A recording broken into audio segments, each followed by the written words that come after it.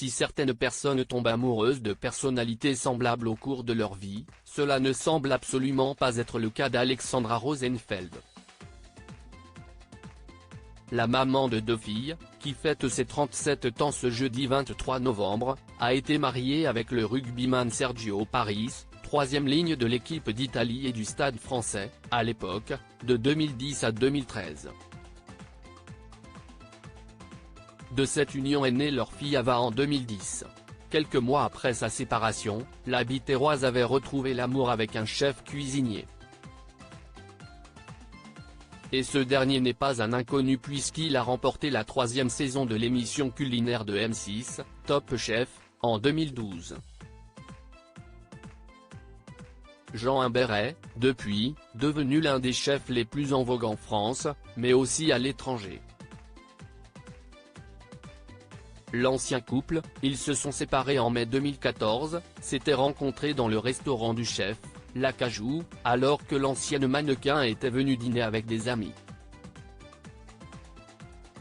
Ils étaient alors tombés sous le charme l'un de l'autre, avant d'officialiser leur couple en octobre 2013, en se rendant ensemble à l'avant-première du film Malavita. S'ils ont même travaillé en duo en proposant un format court de cuisine à la télévision, quelques mois plus tard, les tourtereaux ne postaient plus de photos d'eux sur les réseaux sociaux et la salade Alex avait disparu de la carte du restaurant de Jean Humbert, confirmant la rupture du couple.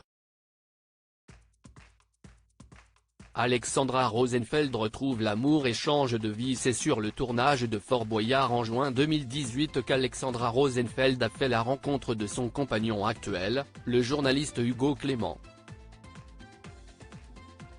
Une rencontre pas tout à fait comme les autres. Si est-il arrivé comme ça? Le coup de foudre, avait expliqué la mère de famille à Pure People en 2019. Depuis, les amoureux ont accueilli une fille dans leur foyer. La petite Jim est née le 3 janvier 2020. Après de mûres réflexions, la petite famille a choisi de quitter la capitale, Alexandra et Hugo ne souhaitant pas élever des enfants à Paris.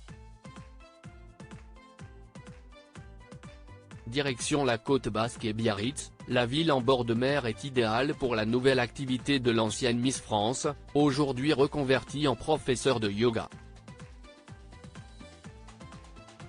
Et pour le journaliste, le train peut l'emmener à Paris en un peu moins de 4 heures. La vie rêvée, en somme. Article écrit avec la collaboration de 6 médias Crédit Photo, Pierre Perusseau.